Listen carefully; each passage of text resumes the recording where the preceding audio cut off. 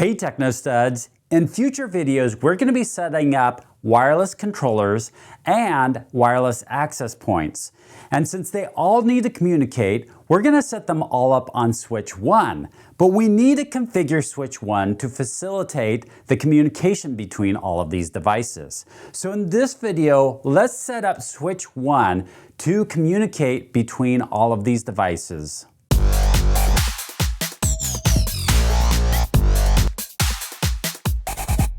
Here I am on switch 1. So the first thing that I'm going to do is get into the global configuration mode, and I'm going to default out the interfaces that I want to configure.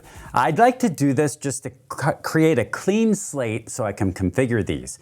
Now the first thing that I want to do is I want to choose the range that I'm going to configure. And I've already gone to the switch and figured out a block of ports that I'm going to use for the access points and for the controller. So I'm going to use 32 for the controller and the 17 through 31 as the ports for the access ports. And it's kind of a block that's on my switch that are separated out on my switch. So I figure it's kind of a nice division line for all of these. So what I'm going to do is I'm going to paste this command in here. Actually, I'm going to not paste this one command on here because I've already gone through the process of defaulting these out. So I've already done that. The next thing is to configure the interfaces. And so what I'm going to do is I'm going to configure interface 17 through 31 to be on VLAN 10. I want these to be on my management ports because this is networking equipment. So I'm going to have it on the management VLAN.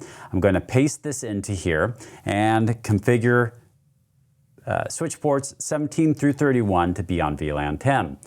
Next is I need interface 32 and the configuration for that. Well, it's going to be a similar trunk line to all of our other interfaces that we have that are trunk lines as well.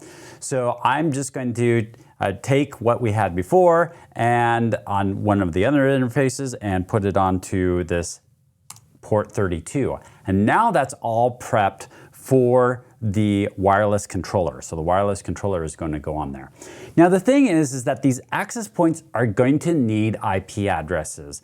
And there's some ways if I set up these access points to be standalone, I can assign IP addresses to them, or I can have it dynamically assigned. And I'd rather do some dynamic configuration of these so I don't have to keep manually configuring these devices. So first of all, what I need to do is I need to add my exclusion range in here.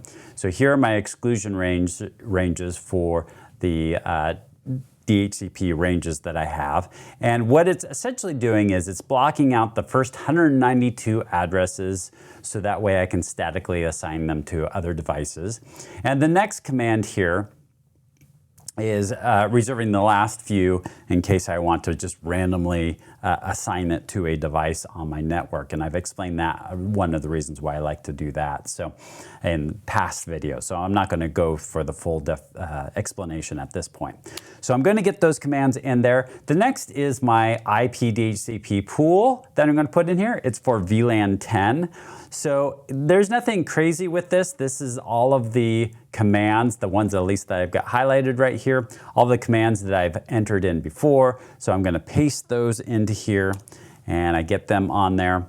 And the two new ones though is this option 60. Okay, this option 60 is what Cisco access points look for and get some information out of it. So I'm going to paste this into here and we will get that option going. And then also this option 43, which is the controller that we're going to be setting up. We're going to set up the controller as 10.1.10.5. So I'm going to paste that in there and hit enter there. So now this is set up, the switch is now set up for doing these access points and rolling out these access points. So what I'm going to do at this point in time, I'll end out of here and I'll do a copy run start. And so we don't lose those configurations. And now switch 1 is already set up and now we can go and start configuring our wireless controllers and our access points.